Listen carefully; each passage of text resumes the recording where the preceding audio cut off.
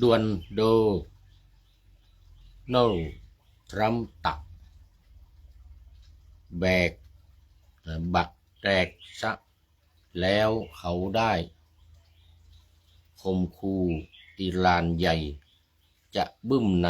วันอังคารซึ่งตรงกับวันที่7 เมษายนนี้วันแห่งการจะทำลายสะพานและถล่มโรงไฟฟ้า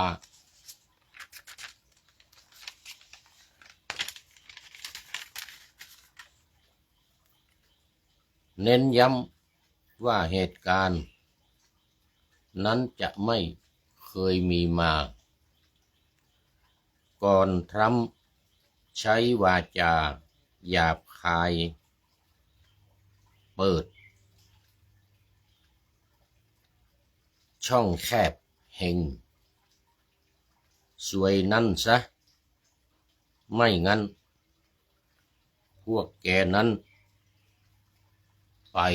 เท้งเต้งอยู่ในนรกเหง่งเป็นแน่ไม่เชื่อคอยดูขอถวายความน้อมแด่พระรัตนตรัยมีพระพุทธเจ้าเป็นต้นขอถวายความเคารพพระมหาเถระพระเถรานุเถระเจ้าคณะพระสังฆาธิการทั่วโลกมีพระเดชพระคุณพระธรรมเสนาบดีเจ้าคณะภาค7วัดพระธาตุดอยสุเทพเป็นต้นและขออำนวยพรแด่ท่านผู้ฟังท่านผู้ชมสาธุชนพุทธบริษัททั้งหลายวันนี้รายการธรรมะหลังธรรมวัดเย็นของวัดพระธาตุดอยสุเทพออกอากาศทางสถานีวิทยุพระพุทธศาสนาแห่งชาติและจริยธรรมวัดพระธาตุดอยสุเทพระบบ FM 96 เมกะเฮิรตซ์มีพ่อครูวันลบนามวงพรหมเป็นผู้อำนวยการอาจารย์พระมหาประสิทธิ์ประสาธิโกเป็นหัวหน้าสถานีและอาตมาภาพพระครูปริยัติยานุศาสตร์เป็นผู้บรรยายเป็นประจำทุกวันเวลา 18:40 นาทีถึง 19:10 นาทีโดยประมาณวันนี้ก็ บันทึกเสียงล่วงหน้ามาประมาณ8 ชั่วโมง9 ชั่วโมง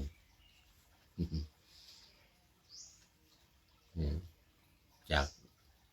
วัดพระธาตุดอยสุเทพผ่านทาง Facebook ไลฟ์สวัยเทพบุญเหมือนเดิมเช้าวันนี้ก็ขอประชาสัมพันธ์อนุโมทนาประชาสัมพันธ์โครงการอบรมฝึกหัดพระภิกษุปาติโมกข์และสัมมนาพระธรรมวินัยของคณะสงฆ์ภาค 7รุ่นที่ 1/2569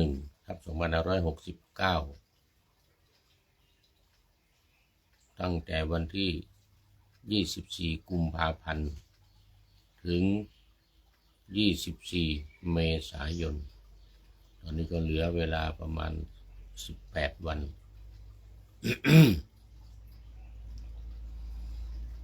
วันนี้วันที่ 6ก็ได้มี6 เมษายน 2569ก็ได้มีคุณพัฒนิพาพัทยาพรจังหวัดระยองมาเป็นเจ้าภาพถวายพระทหารเพลและน้ำปานะขออนุโมทนาบุญกุศลของท่านเจ้าภาพขอให้มีความสุขมีความเจริญรุ่งเรืองพัฒนาถาวรสถาพรในชีวิต และหน้าที่การงานปราศจากโรคภัยไข้เจ็บมีความมุ่งมั่นปรารถนาสิ่งใดอันเป็นไปโดยชอบประกอบด้วยธรรมก็ขอให้พลันสำเร็จในที่ทุกสถานในการทุกเมื่อได้แล้วก็ขอ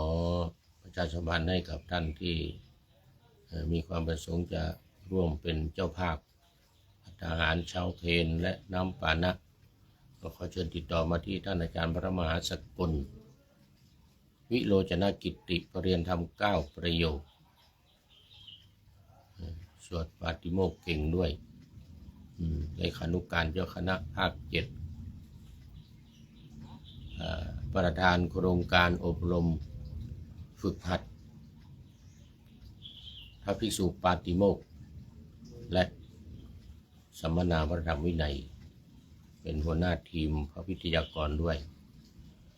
หมายเลขโทรศัพท์0918599053ดูนึกไม่ค่อยออก8599053นะแล้วก็ท่านอาจารย์พระมหากิตติพงศ์ฐานะกโรปรริยนธรรม9ประโยคสวดปาติโมกข์เก่งเหมือนกันมาเป็นหัวหน้ามาเป็นทีมวิทยากรจากวัดพระธาตุศรีจอมทองหมายเลขโทรศัพท์0949101043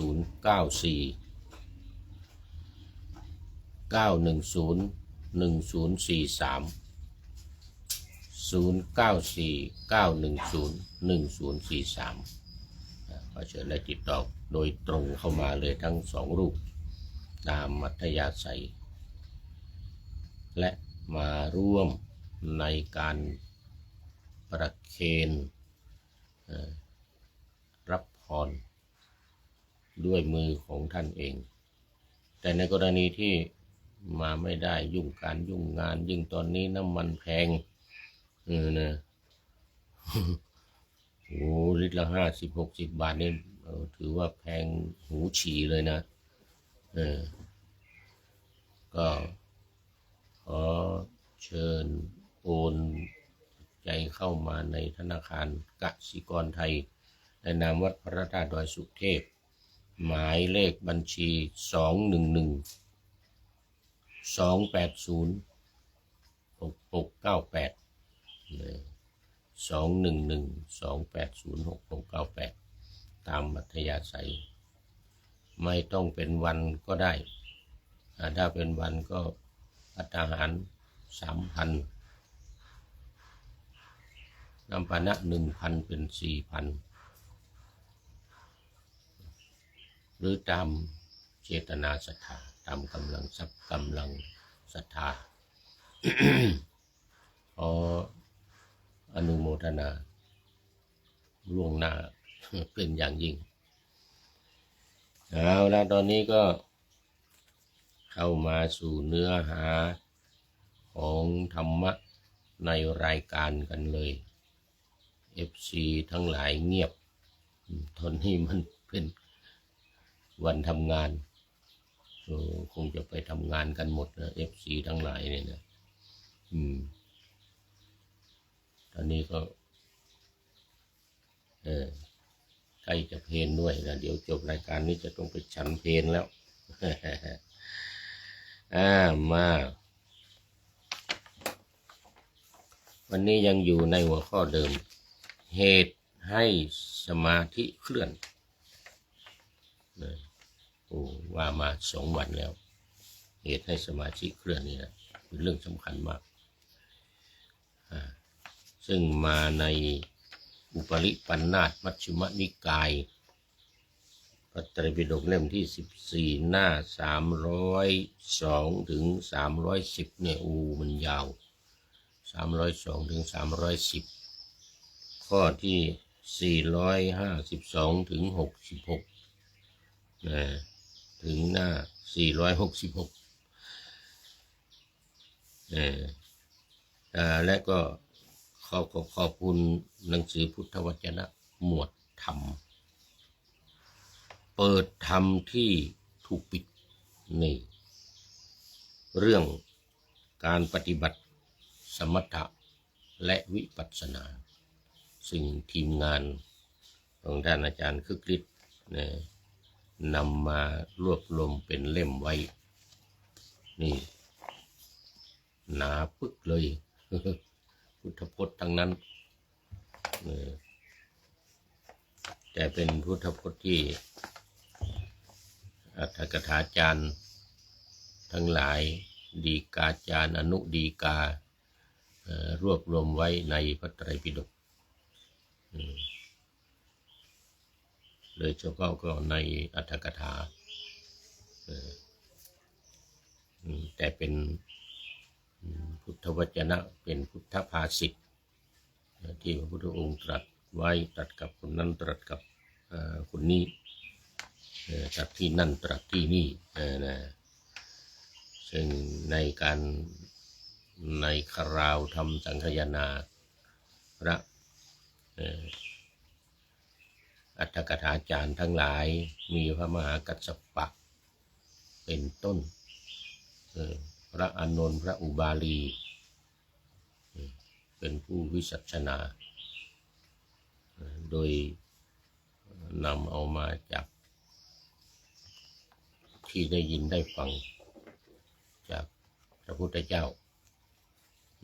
ที่พระอานนท์ตรัสว่าเอวัมเมสุตังเนี่ยนะข้าพเจ้าได้ฟังมาอย่างนี้หรือเต็มก็คือเอวังอานันทนาเมนะอิมังสุตังมยาสุตัง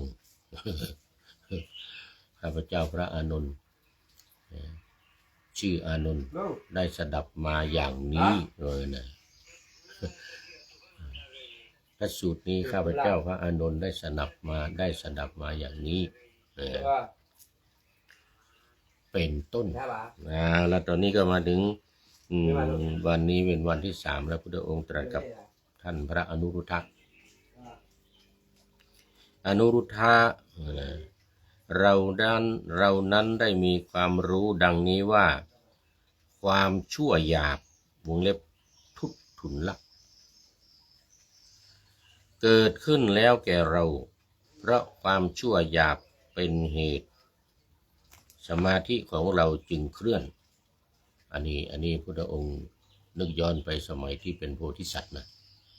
สมัยเป็นพระโพธิสัตว์ยังไม่ได้ตรัสรู้นะหลังจากตรัสรู้แล้วเนี่ยไม่มี ทุนละอันนี้ไม่มีอันนี้ที่ตรัสกับอนุรุทธะนี้สมัยที่เรายังไม่ได้ตรัสรู้สมัยเป็นพระโพธิสัตว์นะความชั่วหยาบเกิดขึ้นแล้วแก่เราเพราะความชั่วหยาบเป็นเหตุสมาธิของเราจึงเคลื่อนนี่อันนี้เหตุให้สมาธิเคลื่อนเมื่อสมาธิเคลื่อนแล้วแสงสว่างและการเห็นรูปจึงหายไปได้เราจะทำโดยประการที่ไม่ให้วิจิกิจฉามนสิการถีนมิทธะความหวาดเสียวความตื่นเต้น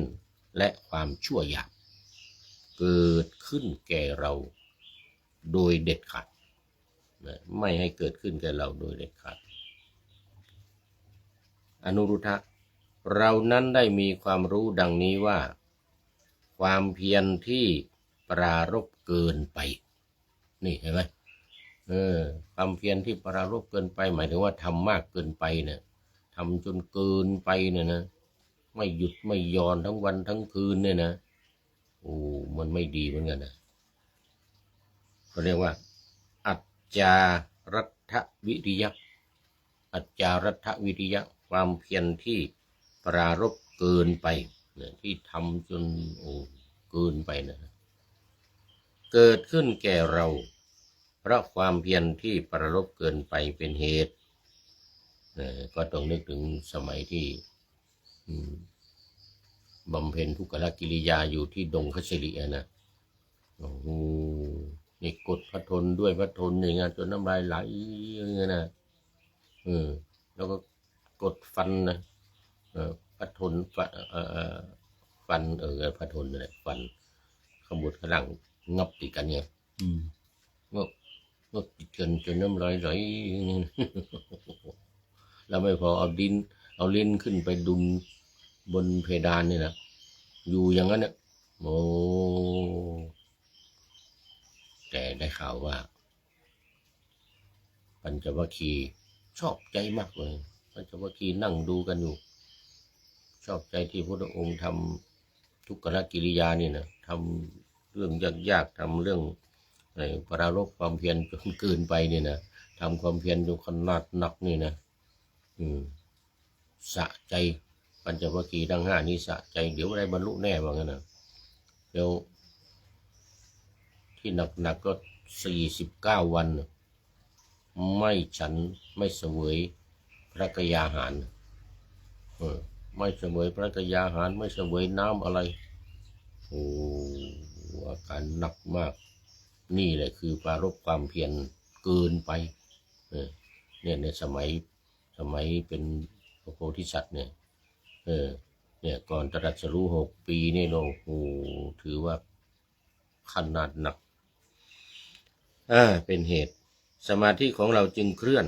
เมื่อสมาธิเคลื่อนแล้วแสงสว่างและการเห็นรูปจึงหายไปได้อนุรุทธะเปรียบเหมือนบุรุษเอามือทั้งสองจับนกคุ้มไว้แน่นนกคุ้มนกตัวน้อยๆที่วิ่งไปวิ่งมาเนี่ยนะบินไปบินมาเนี่ยนะนกคุ้มนั้นต้องถึงความตายในมือนั้นเองฉะนั้นเราจะทำโดยประการที่ไม่ให้วิจิกิจฉาอมนสิการทีนมิทะความหวาดเสียวความตื่นเต้นความชั่วหยาบและความเพียรที่ปรารภเกินไปเกิดขึ้นแก่เราได้อีกนี่หมายถึงว่าตอนเลิกทุกขกิริยาความคิดตอนนั้นน่ะไอ้เคร่งครัดทั้งหลายนี่โอ้โหมันไม่ได้เรื่องมันไม่ใช่ทางจะตรัสรู้เทวทูตก็มาดีดพินให้ฟัง3 สายสายที่1หย่อนยานสายที่1เข่งติ้งติ้งติ้งติ้งแต่สายกลางนี่โอ้ฟังแล้วไพเราะเพราะพิงเป็นเพลง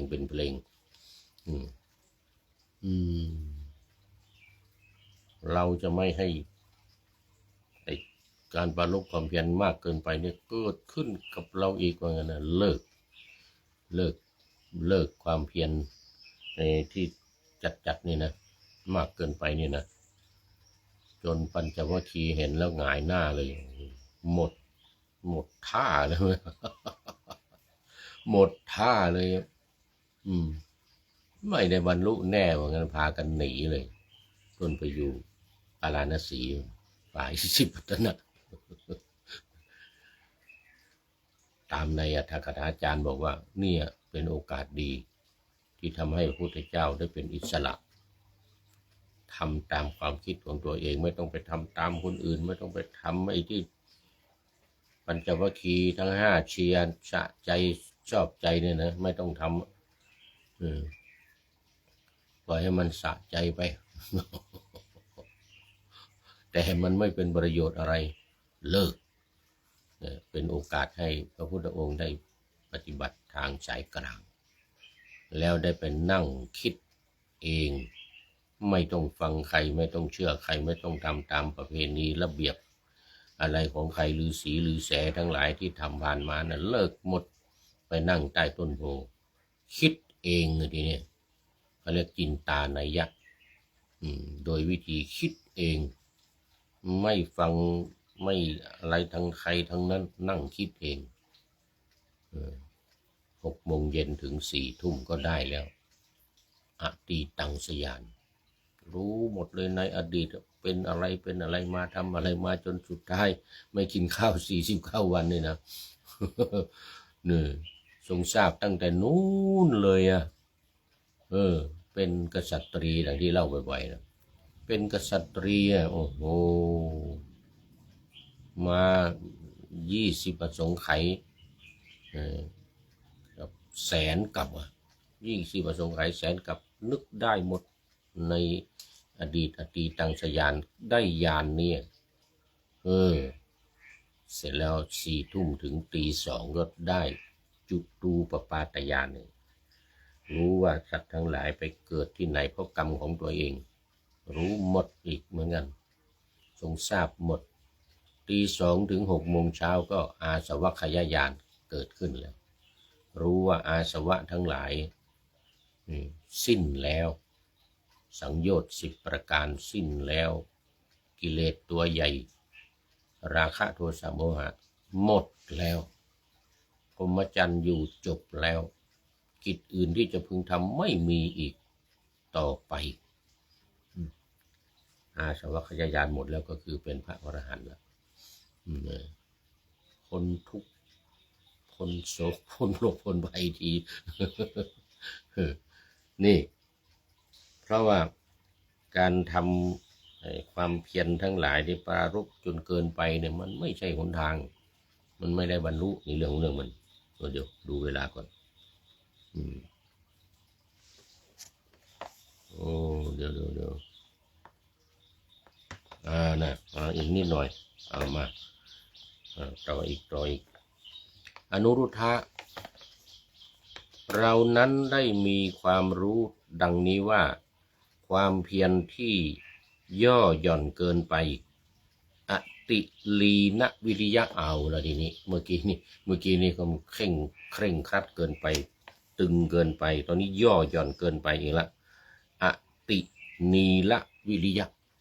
นี่เกิดขึ้นแล้วแก่เราเพราะความเพียรที่ย่อหย่อนเกินไปเป็นเหตุสมาธิของเราจึงเคลื่อน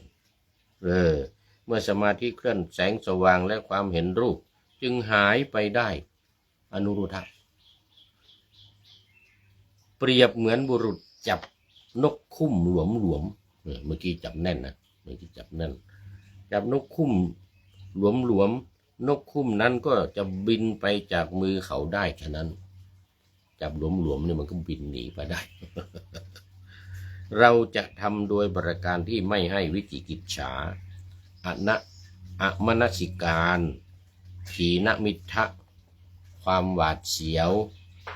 ความตื่นเต้นความชั่วหยาบความ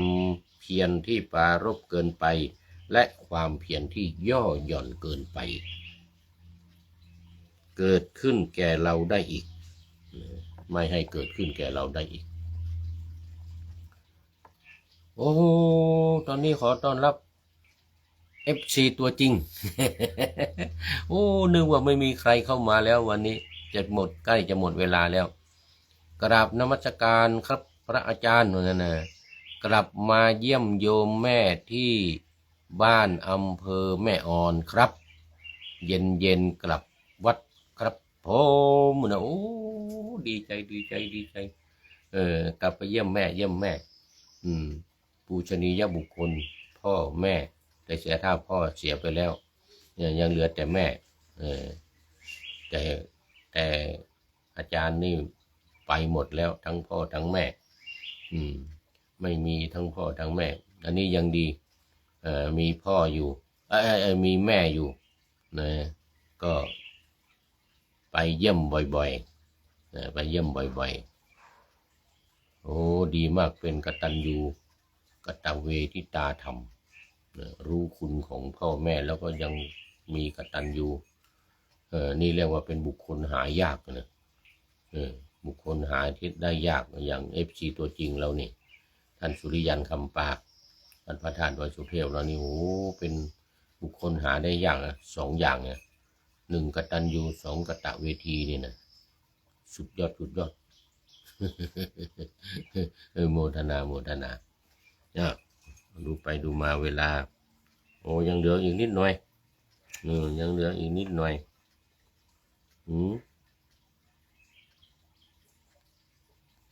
เอามาโอ้เป็นท่านสุดท้ายจริงๆแล้วคงเอาไว้แค่นี้เวลาจะหมดแล้วเป็นท่านแรกแล้วเป็นท่านสุดท้ายในวันนี้นะเป็นท่านแรกและเป็นท่านสุดท้ายในวันนี้ขอบคุณและอนุโมทนาเป็นอย่างยิ่งเอามาดูข้อคิดท้ายรายการวันนี้ อืมแม่วันนี้ตกใจเลยพอมาเห็นข้อมูลวันนี้ได้จากณรงค์ชิมวิเศษชิมวิเศษหรือวิสัชเนี่ยนะเขียนเป็นตัวเอ แล้วก็ทรุธโซเชียลของเป็นแอปส่วนตัวของประธานาธิบดีทรัมป์โดนัลด์ทรัมป์แล้วก็ไทยรัฐออนไลน์และ CNN โอ้สำนักข่าวดังใน CNN เนี่ยนะ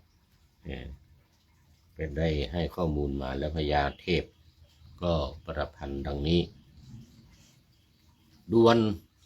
โดนัลด์ทรัมป์ตะด่วนโดนัลด์ทรัมป์ตะบะแตกซักแล้วเขาได้คมคูอิหร่านใหญ่จะบึ้มในวันอังคารซึ่งตรงกับวันที่7 เมษายนนี้วันแห่งการจะทำลายสะพานและถล่มโรงไฟฟ้าเน้นย้ำว่าเหตุการณ์นั้นจะไม่เคยมีมาก่อนทรัมป์ได้ ทรัมป์ใช้วาจาก่อนทรัมป์ใช้วาจาหยาบคายเปิดช่องแคบเฮงสวยนั่นซะไม่งั้นพวกแกนั้นไปเท้งเต้งอยู่ในนรกเหง่งเอาเหง่งเอาร้องเหมือนหมาเลยอยู่ในนรกเหง่งเป็นแน่ไม่เชื่อคอยดูว่าไงนะประธานาธิบดีทรัมป์ประกาศวันนี้วันที่6เนี่ยซึ่งเป็นวันสุดท้ายเส้นตายที่ให้มาเลื่อนมา3 ครั้งแล้วจาก48 ชั่วโมง2 วันมาเป็น5 วันใกล้จะ5 วันก็เลื่อนมาอีก10 วันถึงวันที่6เนี่ยวันนี้สุดท้ายถ้าวันที่6นี้ไม่ยอมเปิดช่องแคบฮอร์มุซไม่ยอมเปิดช่องแคบฮอร์มุซวันพรุ่งนี้วันที่7จะถล่มจะทำลายสะพานคนยิงทำลายไปแล้วสะพานทำลายไปแล้ว1จะทำลายสะพานทั้งหมดในอิหร่านบรรดาสะพานทั้งหลายไม่ให้ไปไหนแล้วแต่ละเมือง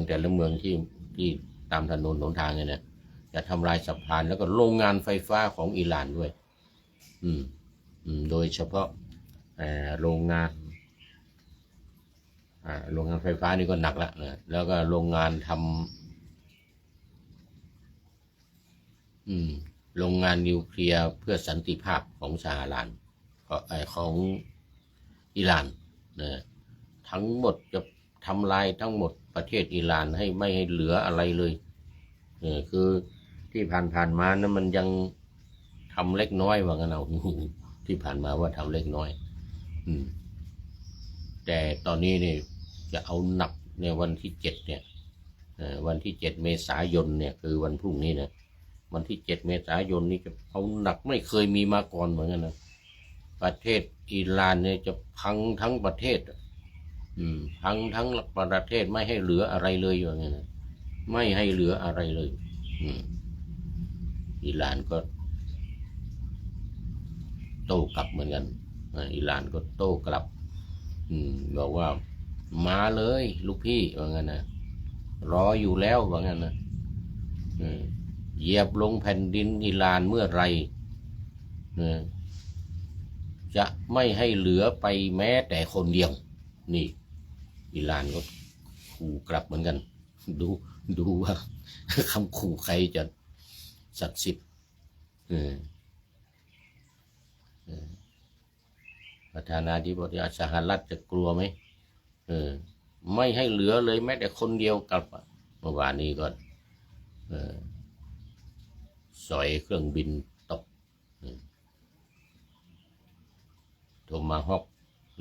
อะไรของอิหร่านของอเมริกาที่ว่าดังๆเนี่ยเด่นโดน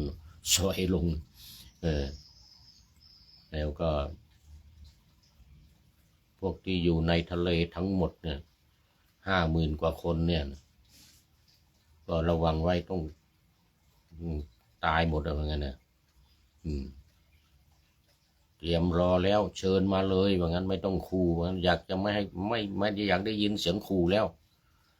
ไม่ได้ไม่อยากได้ยินเสียงขู่แล้วมาเลยว่างั้นนะปรากฏว่าน้ำมันขึ้นแล้ววันนี้50 กว่าบาทต่อลิตรในเมืองไทยเนี่ยนะ50 กว่าบาทเนี่ยนะทั่วโลกขยับหมดพอสหรัฐประกาศแบบเขาเรียกแบบอะไรแบบสติแตกนี่นะแบบสติแตก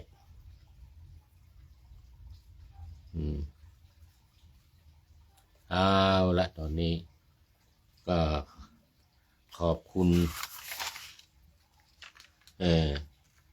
ณรงค์ชิมวิเศษนะทรูธโซเชียลส่วนตัวของทรัมป์แล้วก็ไทยรัฐออนไลน์และ CNN เขาที่ให้ข้อมูลมาโอ้ตอนนี้ขอต้อนรับพระเดชพระคุณหลวงพ่อสุทธิสงึมรำจากจังหวัดบุรีรัมย์สุดท้ายจริงๆหมดเวลาแล้วครับหลวงพ่อขอบคุณมากขอบคุณมากเข้าสู่เส้นชัยของรายการพอดีเลยโอ้ขอบคุณมากนะขอบคุณมากทั้งผู้ที่ให้ข้อมูลมาในวันนี้โอ้โหน่าตื่นเต้นมาก ขออำลาพระจากผู้ชมฟังที่เดินยืนนั่งนอนฟังทั้งหลายขอให้มีความสุขใจและกายสดชื่นสบายไปตลอดกาลนำเอาธรรมะไปปฏิบัติเพื่อให้กำจัดทุกข์ใหญ่ภัยพานพ้นเกิดตายในวัฏสงสารบรรลุนิพพานทุกท่านกันเถิดขอเจริญพร